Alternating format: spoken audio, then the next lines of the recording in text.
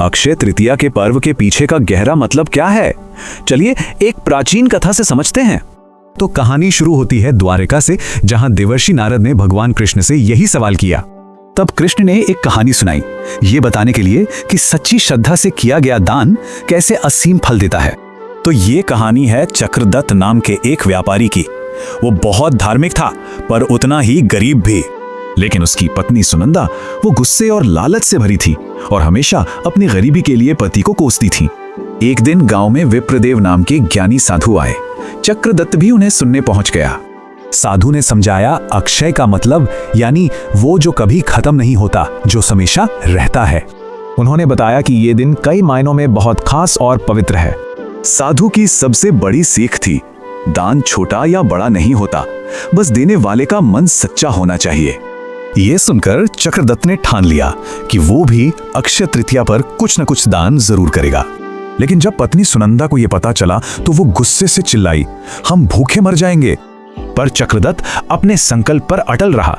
उसे इस पवित्र दिन की शक्ति पर पूरा विश्वास था। आखिरकार अक्षय तृतीया का दिन आया। उसने एक पोटली में बस मुट्ठी भर अनाज और थोड़ा नमक लिया और गांव के गरीबों और जरूरतमंदों को पूरी श्रद्धा से वो दान कर दिया। अब समय बीता।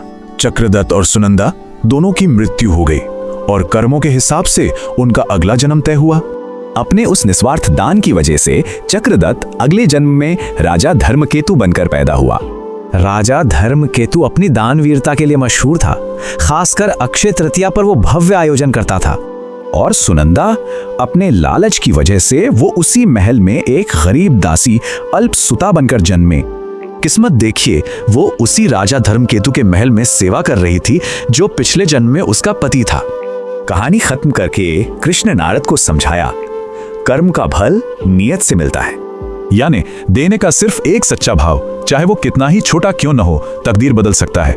असल में ये कहानी बताती है कि सच्ची गरीबी धन की नहीं बल्कि उदारता की कमी है। तो अब सवाल ये उठता है कि आज किया गया हमारा कौन सा छोटा सा अच्छा काम एक शाश्वत फल बन सकता है।